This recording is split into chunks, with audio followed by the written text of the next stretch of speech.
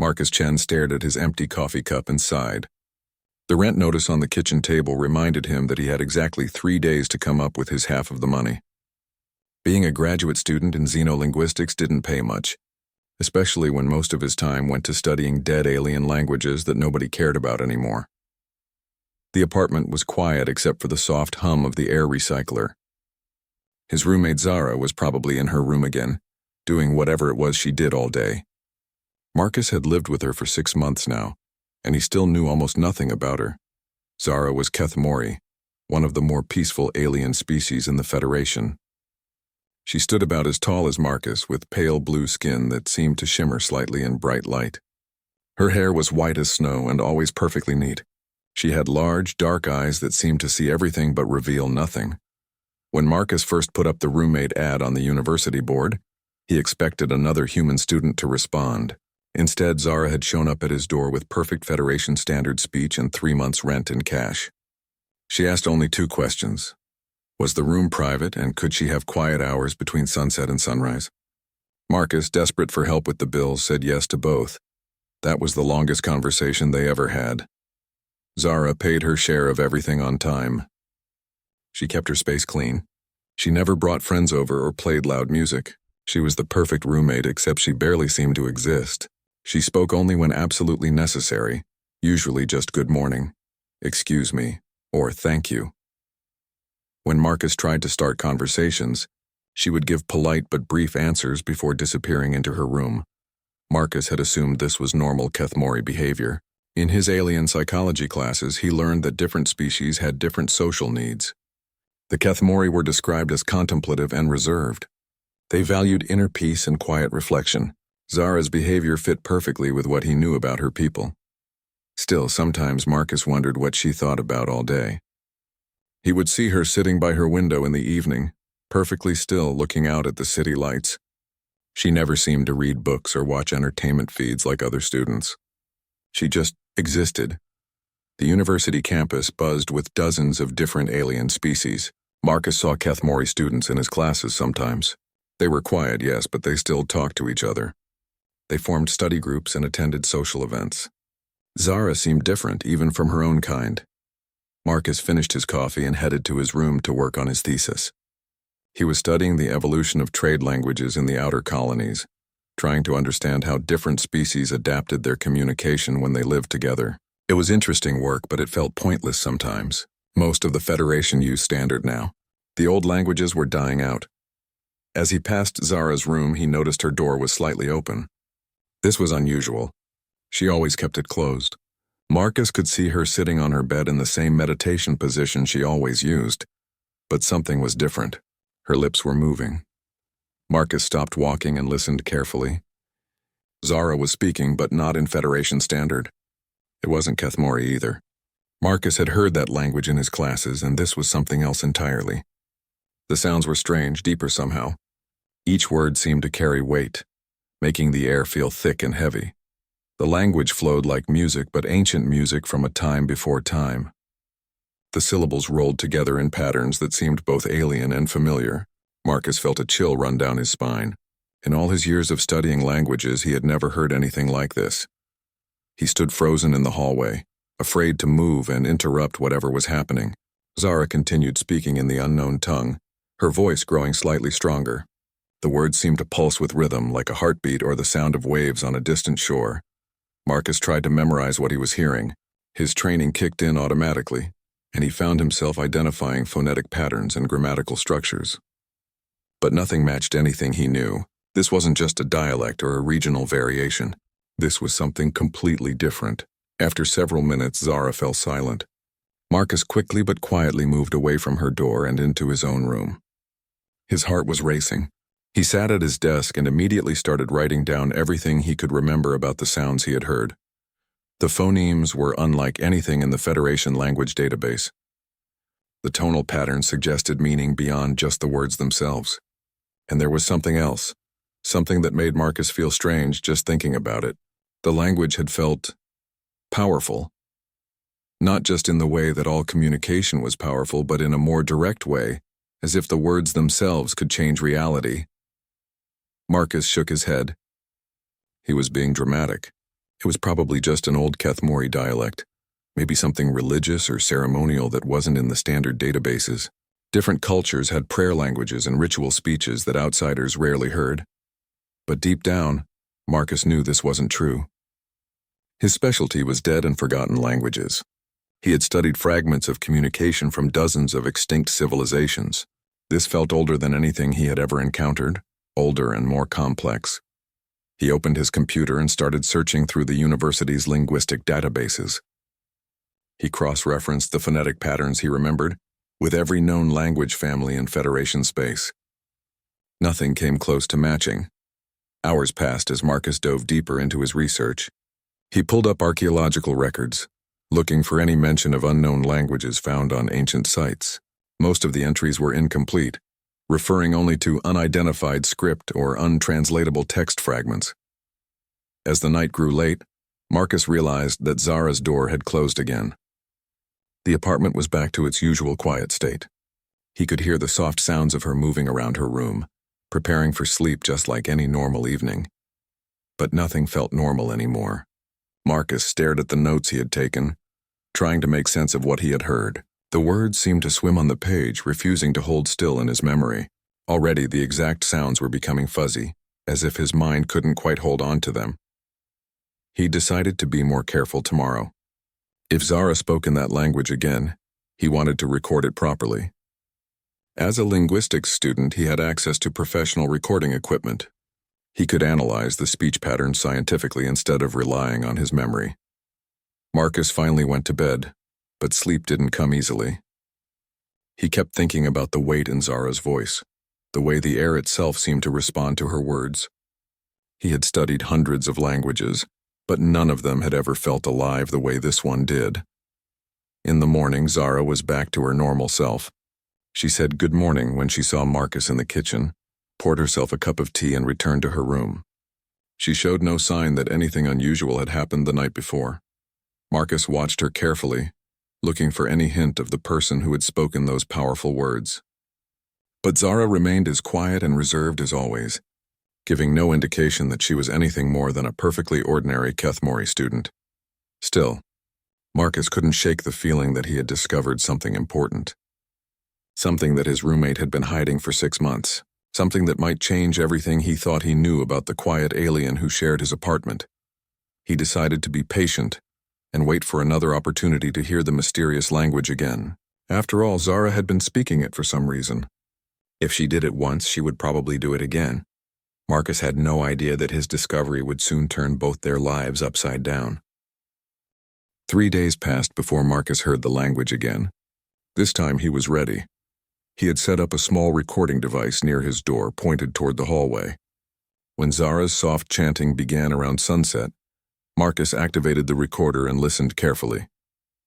The strange words flowed through the apartment like water, carrying that same heavy feeling that made his skin tingle. Marcus forced himself to stay calm and analytical. He noted the rhythm patterns, the way certain sounds repeated the rise and fall of Zara's voice.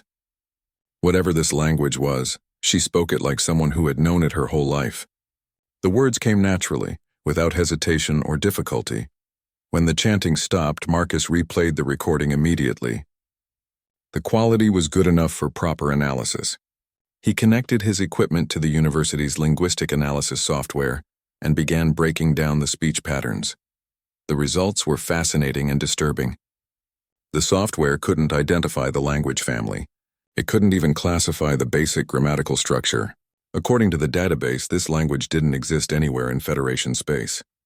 Marcus spent the entire night running different analysis programs.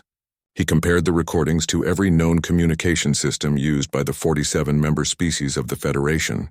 He checked historical records, looking for ancient languages that might have influenced modern speech. He even searched through the archives of pre-contact Earth languages, thinking maybe there was some connection he was missing. Nothing matched.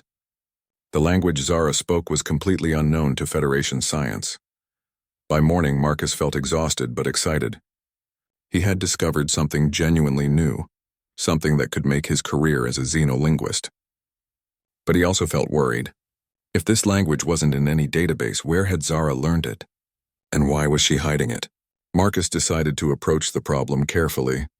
He couldn't just confront Zara directly. She was already extremely private, and if she thought he was spying on her, she might move out.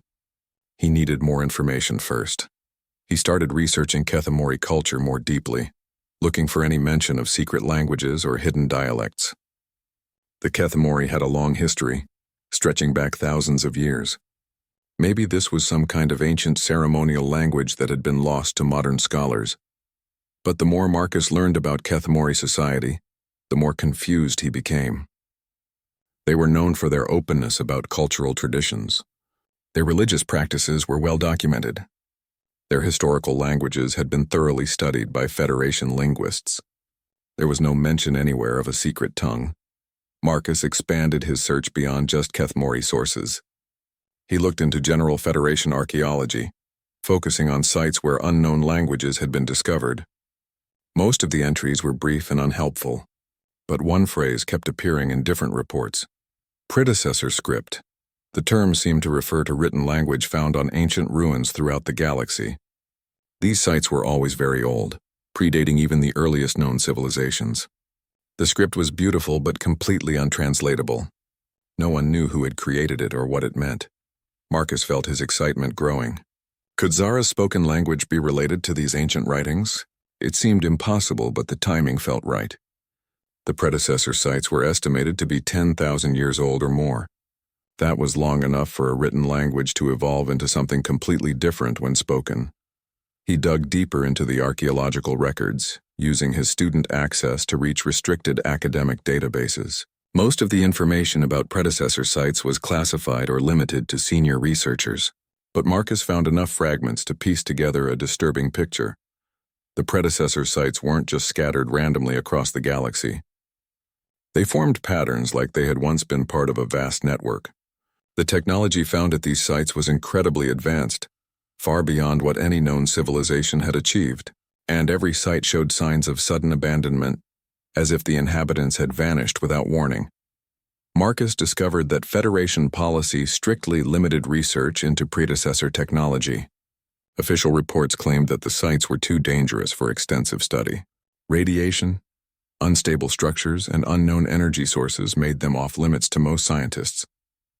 But in the older reports, before the restrictions were put in place, Marcus found hints that the real reason was different. Some researchers believed that predecessor technology was still functional, waiting for the right key to activate it.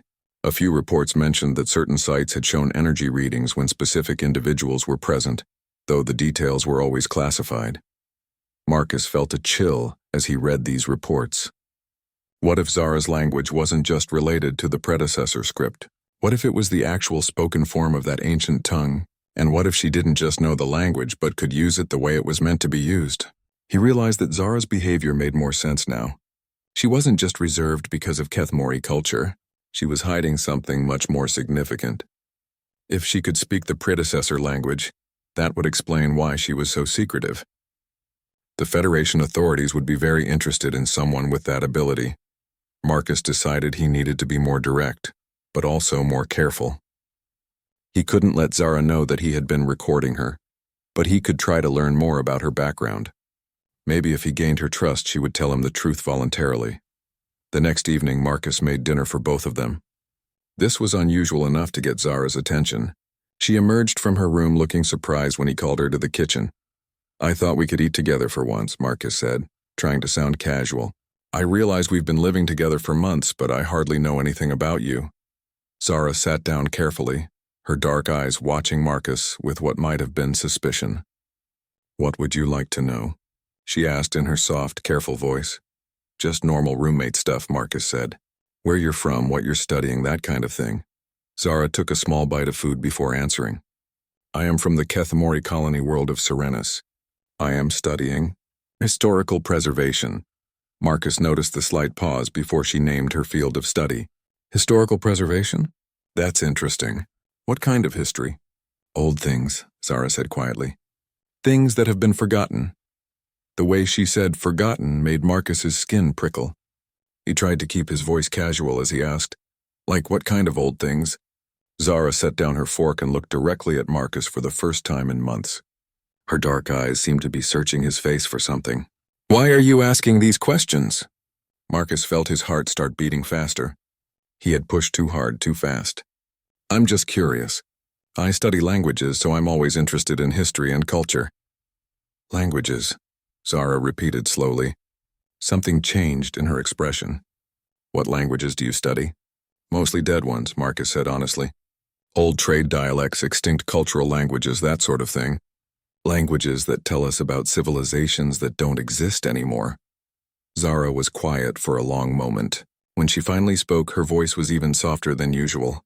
Some languages are not dead. They are only sleeping. The word sent a shiver down Marcus's spine. Sleeping? But Zara had already stood up from the table. Thank you for the dinner, she said politely. I should return to my studies. She disappeared into her room, leaving Marcus alone with more questions than answers. But he had learned something important. Zara definitely knew more about ancient languages than she was admitting. And from the way she had looked at him when he mentioned his field of study, she was considering whether to trust him with whatever secret she was keeping. Marcus cleaned up the dishes and waited. Around sunset, as had become routine, he heard Zara's voice begin the mysterious chanting again. But this time something was different. The words seemed sadder, more urgent.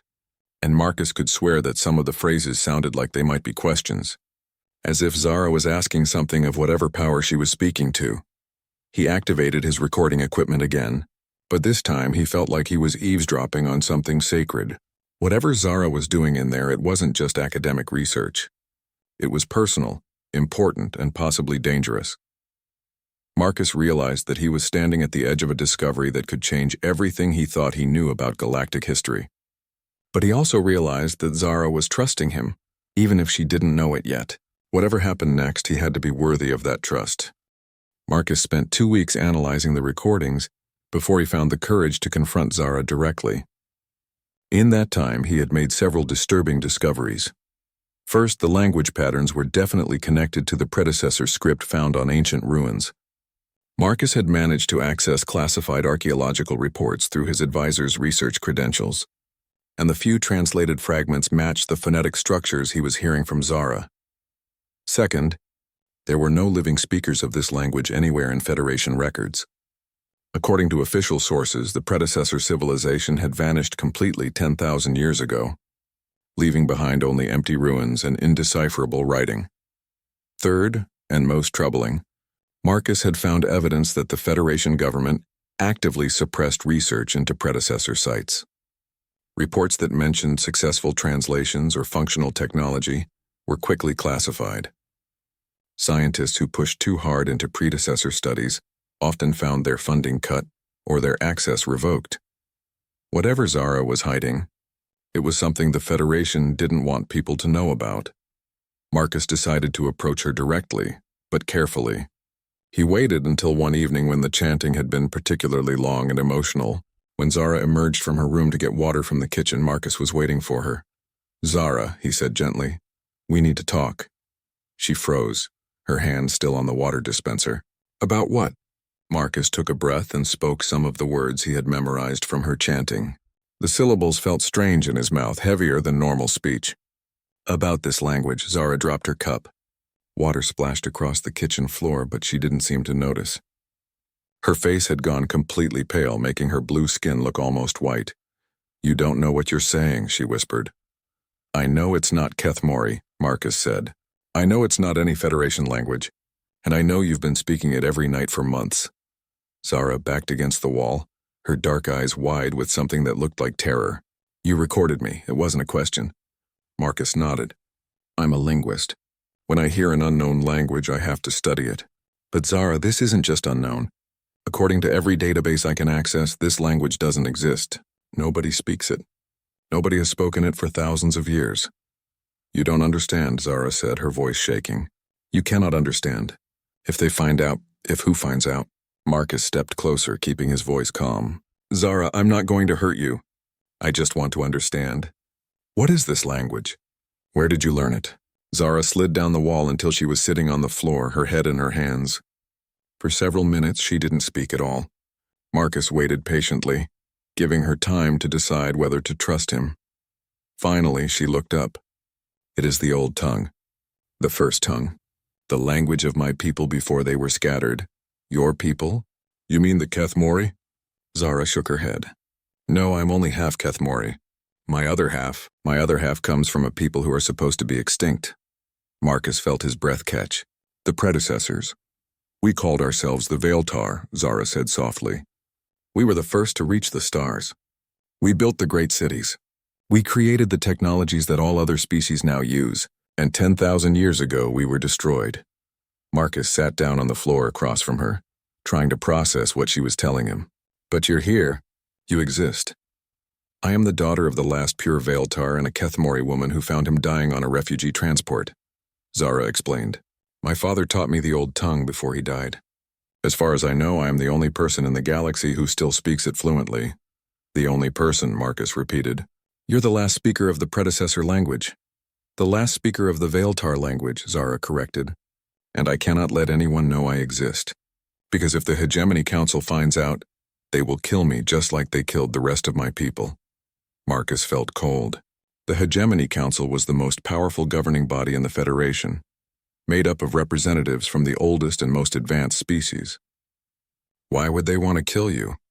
Zara's laugh was bitter. Because everything they have built is a lie. The technologies they claim to have invented, the discoveries they take credit for, the very foundation of their power. It all comes from my people. They destroyed the Veiltar to steal our legacy, and they have spent 10,000 years making sure nobody learns the truth. That's... Marcus started to say it was impossible, but the words died in his throat. He thought about all the classified research, all the restricted access to predecessor sites, all the official denials that the ancient technology could still function. The old tongue is not just a language, Zara continued. It is a key. Veiltar technology responds to specific sound patterns, specific phonetic combinations. When I speak the words of my ancestors, ancient systems wake up. Dormant programs activate. That is why I must be so careful. That is why I only speak it in meditation, trying to keep the words alive while keeping myself hidden. Marcus understood now why Zara had been so terrified when she realized he had hurt her. The Federation doesn't know about any of this? Some do, Zara said. The highest levels of the Hegemony Council know exactly what they did to my people.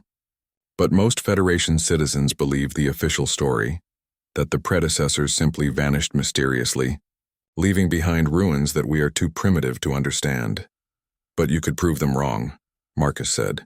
You could activate the technology. You could show everyone the truth, Zara shook her head. One person speaking the old tongue can activate small systems, minor programs. But the great works of my people require multiple speakers working together, and I am alone. Marcus felt a strange mix of excitement and fear. What if you weren't alone? What if someone else could learn the language? Impossible, Zara said immediately. The old tongue is not like other languages. It requires a specific neural structure to speak properly. Even other Veiltar descendants would need training from childhood to master it fully.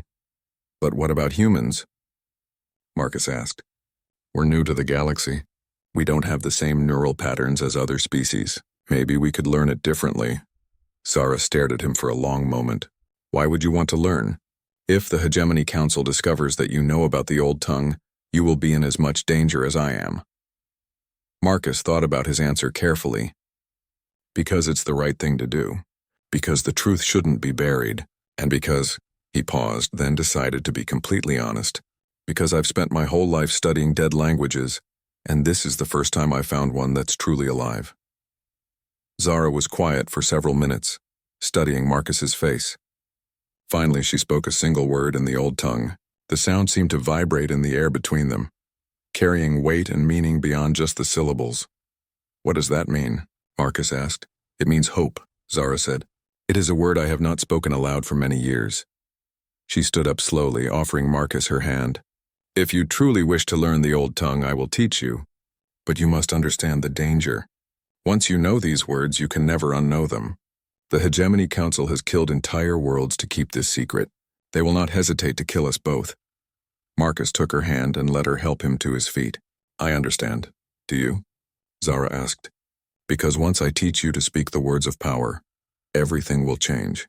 The technology my people left behind will recognize you as one of their own. And the enemies who destroyed the Veiltar will see you as a threat that must be eliminated.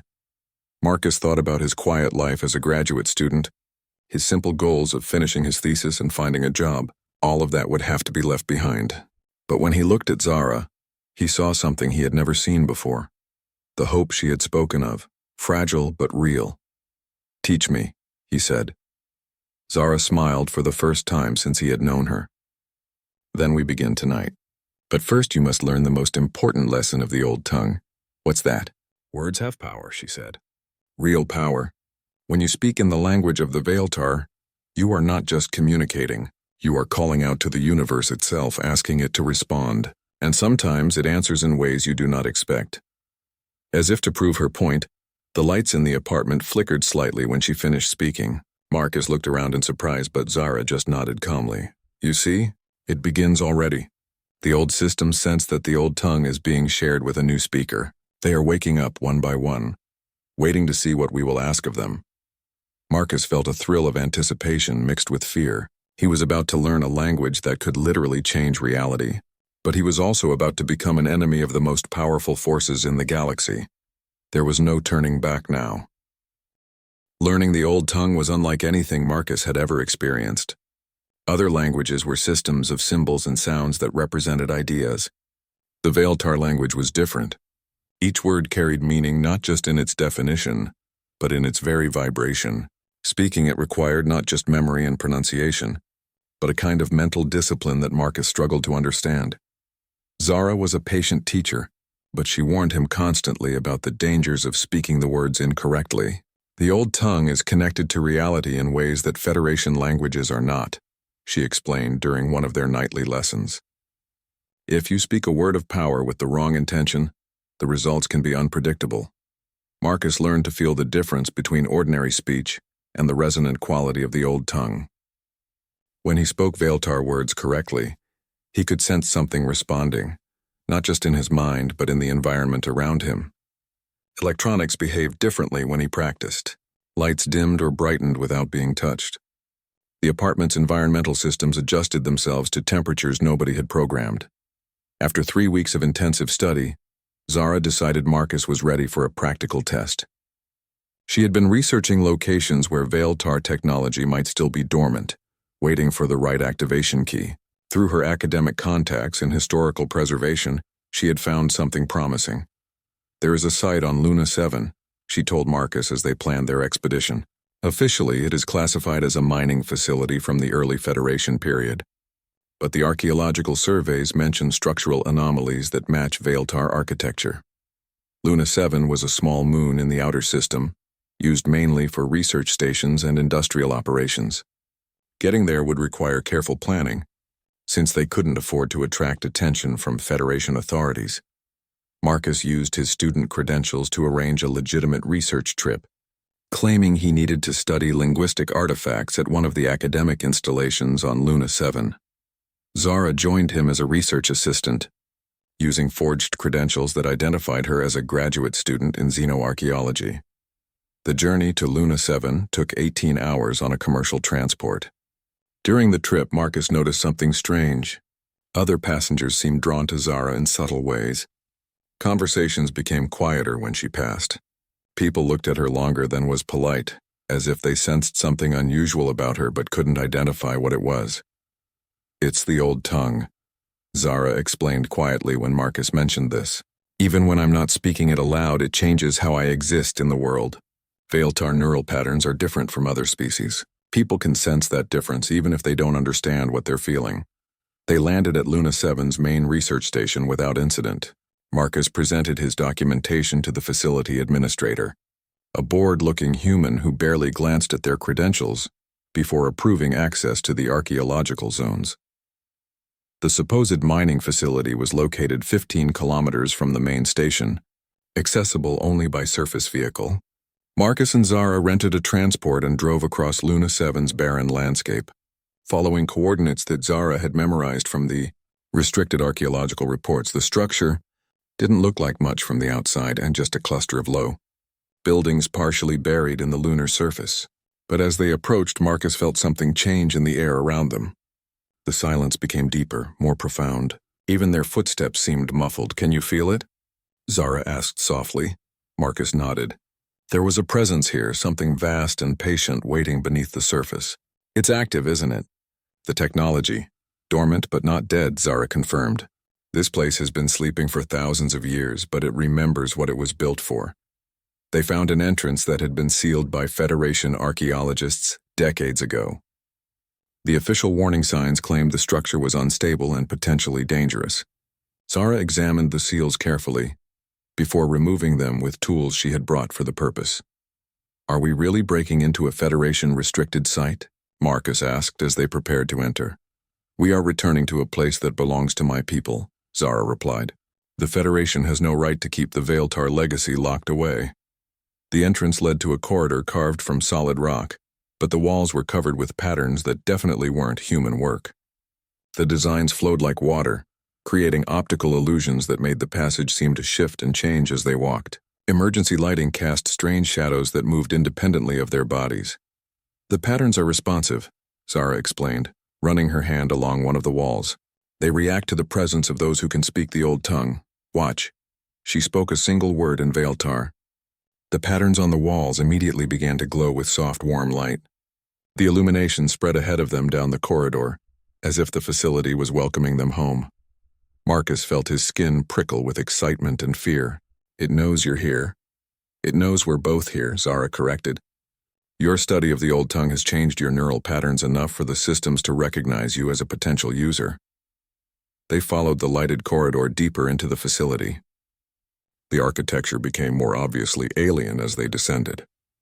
Rooms opened off the main passage, filled with equipment that bore no resemblance to anything Marcus had seen before. Crystalline structures hummed with barely contained energy. Metallic surfaces flowed like liquid when touched, then solidified again in new configurations. At the center of the facility, they found a large chamber dominated by a hemisphere of dark material that seemed to absorb light. The surface was covered with inscriptions in the predecessor script that Marcus now recognized as written Veiltar. What is this place? Marcus asked. Zara approached the hemisphere carefully, reading the inscriptions. It's a memory vault, a place where my people stored important information for future generations. She paused, her expression growing sad. This one contains the true history of what happened to the Veiltar. Can you activate it? Not alone, Zara said. The vault requires 2 speakers to prevent accidental activation. It was designed to share knowledge, not to be accessed by a single person. Marcus understood. You need me to help, Zara nodded. But Marcus, once we activate this vault, there will be no hiding what we've done. The energy signature will be detectable across the system. Federation forces will come to investigate, and when they discover that someone has awakened Veiltar technology, they will know that at least one speaker of the old tongue still exists. Marcus looked at the dark hemisphere, knowing that it contained secrets that could change the balance of power in the galaxy. Everything Zara had told him about her people, about the lies the Federation was built on, about the systematic destruction of an entire civilization, it was all theory until now. But this vault contained proof. How do we do it? He asked. Zara showed him where to stand and taught him the activation phrases he would need to speak. The process required both of them to recite different parts of a complex invocation, their voices blending together in harmonies that seemed to resonate with the chamber itself. Remember, Zara warned, speak with intention. The old tongue responds to purpose as much as pronunciation. We are asking this vault to share its knowledge with us. We must be ready to accept whatever truth it contains. Marcus took his position opposite Zara. The hemisphere stood between them like a dark mirror, waiting. He could feel the weight of 10,000 years of hidden history pressing down on the chamber. Are you ready? Zara asked. Marcus nodded. Together they began to speak the words of awakening. The effect was immediate and overwhelming. The hemisphere blazed with light as ancient systems came online. Energy coursed through the chamber, making the air itself seem to vibrate. Marcus felt the words of the old tongue flowing through him with a power he had never experienced before. As their voices joined in the final phrase of the invocation, the hemisphere began to project images into the air above it. Holographic displays showed star maps, technological diagrams, and scenes from Veiltar history. But most importantly, they showed the truth about what had happened 10,000 years ago. Marcus watched in horror as the projections revealed the systematic destruction of Veiltar civilization. It hadn't been a mysterious disappearance or a natural disaster. It had been genocide, carried out by a coalition of species that would later become the founding members of the Federation's Hegemony Council. The images showed Veiltar cities burning, their inhabitants fleeing in desperate refugee ships, and the final battle where the last organized resistance was crushed. It showed how the surviving technologies were claimed by the victorious species, who then rewrote history to hide their crimes. They killed billions, Marcus whispered, watching the holographic records of the destruction. And they have spent 10,000 years making sure nobody remembers, Zara added, tears streaming down her face. The vault's final projection was a message from the last Veiltar leader, recorded in the final days before the complete collapse of their civilization. She spoke directly to the camera in the old tongue, her words carrying the weight of an entire people's last hope. Zara translated as the message played, "To any of our children who may find this record, know that our people were not defeated by superior force or greater wisdom. We were destroyed by the Federation response came faster than Marcus had expected. Within 6 hours of activating the memory vault, armed ships were in orbit around Luna 7.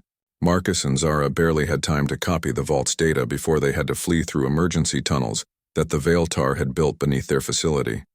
They escaped in a stolen mining vessel, but they both knew it was only a temporary reprieve. The Hegemony Council now knew that someone could speak the old tongue.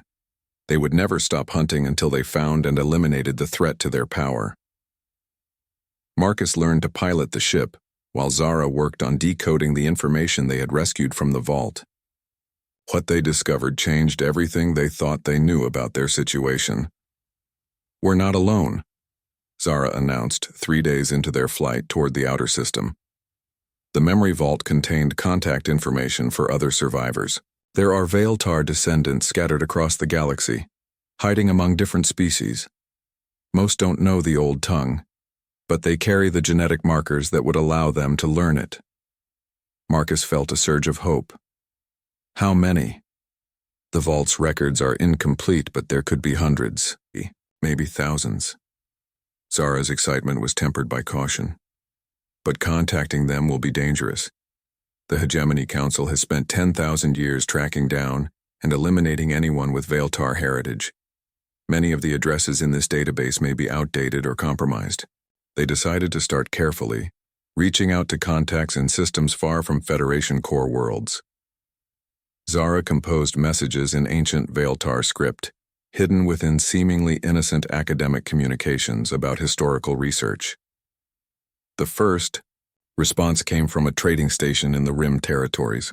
A merchant named Kextar claimed to be the descendant of a Veiltar refugee who had settled among the Zefkari 3 generations ago. He knew fragments of the old tongue but had never understood their significance. "My grandmother taught me the words before she died," Kextar explained during a carefully encrypted communication. She said they were prayers to ancestors who lived among the stars. I never knew they were the language of the first civilization. Marcus felt excitement building as more responses arrived. An engineer on a colony world. An artist living in the free trade zone. A scientist working at a remote research station. All of them carried pieces of the Veiltar legacy, passed down through generations of hiding and secrecy. But as their network grew, so did the danger. Federation intelligence services were actively hunting for the source of the terrorist communication that had awakened the Luna 7 facility. Surveillance networks across known space were watching for any sign of predecessor technology activation. "We need to move faster," Zara said as they reviewed intercepted Federation communications. "The Hegemony Council is mobilizing their full resources. They're not just looking for us anymore. They're preparing to eliminate every person who might have Veiltar heritage, whether they know the old tongue or not." Marcus realized they needed to change tactics. Instead of slowly building a secret network, they had to act boldly before the Hegemony Council could complete their preparations for another genocide. "What if we didn't hide?" he suggested. "What if we made the truth public across the entire galaxy at once?" Zara stared at him. "That would require activating major Veiltar installations simultaneously. The kind of coordinated effort that would need dozens of speakers working together. Then we trained dozens of speakers, Marcus said. You said humans might be able to learn the old tongue differently because our neural patterns are flexible. What if that's our advantage? What if humans can master the language faster than other species? The idea was dangerous, but it might be their only chance. They began reaching out to human settlements, looking for linguists, archaeologists, and anyone else who might be willing to learn a forbidden language for the sake of revealing historical truth. Marcus was surprised by how many humans responded positively. Maybe it was because humanity was new to galactic politics and had less to lose. Maybe it was because humans were naturally curious about mysteries and secrets. Or maybe it was because humans instinctively rebelled against being told what they couldn't know. Dr. Sarah Chen, a linguist on New Geneva, became their first human recruit. She learned the basic principles of the old tongue in just 2 weeks, a feat that normally took Veiltar children months to achieve. It's like the language wants to be spoken, Sarah reported during a training session. The words feel natural, like they're filling a space in my mind that I didn't know was empty. More humans joined their cause as word spread through academic networks and underground political groups. Professor James Wright from the University of Titan, Dr. Maria Santos from the Archaeology Institute, even some Federation military personnel who had grown suspicious of their government's secrecy about predecessor sites. Within 2 months, Marcus and Zara had trained 43 human speakers of the old tongue, along with 17 Veiltar descendants who had learned their ancestral language. It was enough to attempt something that hadn't happened for 10,000 years. A coordinated activation of major Veiltar installations across the galaxy. The plan was ambitious and dangerous.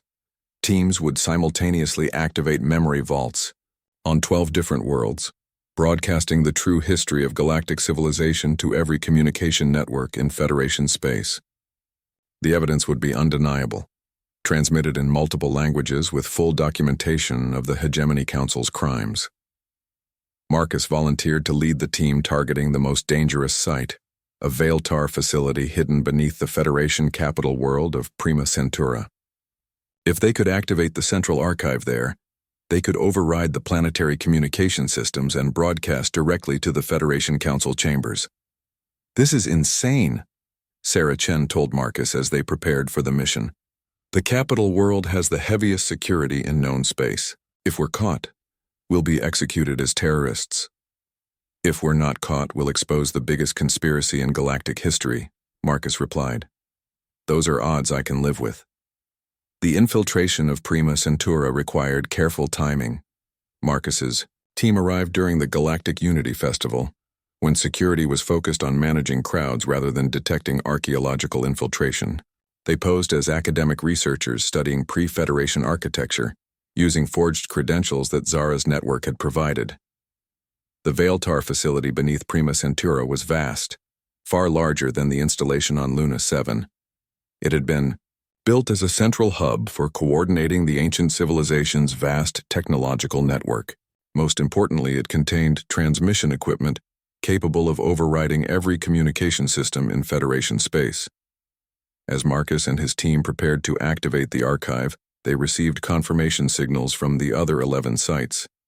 42 speakers of the old tongue were ready to simultaneously reveal the truth that had been hidden for 10,000 years. Remember, Marcus told his team, as they took their positions around the central activation chamber, we're not just speaking words. We're giving voice to an entire civilization that was silenced by genocide. We're letting the Veiltar speak again. The activation sequence required all 6 team members to speak different parts of the invocation simultaneously. As their voices joined together in the old tongue, the ancient facility came alive with power that made the air itself shimmer with energy. Across the galaxy, 11 other sites activated at the same moment. The combined signal was so powerful that it couldn't be blocked or jammed. Every screen, every communication device, every information network in Federation space suddenly carried the same message: the complete documented history of the Veiltar civilization and its destruction. The reaction was immediate and overwhelming. On Prima Centura, emergency alarms began sounding as government officials realized that their most closely guarded secrets were being broadcast to billions of citizens. But it was too late to stop the transmission. The truth was spreading faster than any containment effort could match. Marcus watched through the facility's ancient surveillance systems as crowds gathered in the streets of the capital city, staring at public displays that showed the evidence of the Hegemony Council's crimes. Similar scenes were playing out across the galaxy as people learned that their entire civilization was built on lies and genocide. But the Hegemony Council wasn't giving up without a fight. Military forces were mobilizing to attack the broadcasting sites. The team on Prima Centura had perhaps an hour before Federation troops would break through their defenses. "It's working," Sarah reported, monitoring the communication networks. "The signal is reaching colony worlds, independent systems, even the free trade zones. Everyone in known space is seeing this." Marcus felt a mix of triumph and terror. They had succeeded in their impossible mission, but now they faced the consequences. The Hegemony Council would never allow them to live after exposing their greatest secret. That's when something unexpected happened. The Veiltar facility's ancient systems, fully awakened for the first time in millennia, began receiving response signals from across the galaxy. Dormant installations that had been sleeping for 10,000 years were coming online, activated by the sound of the old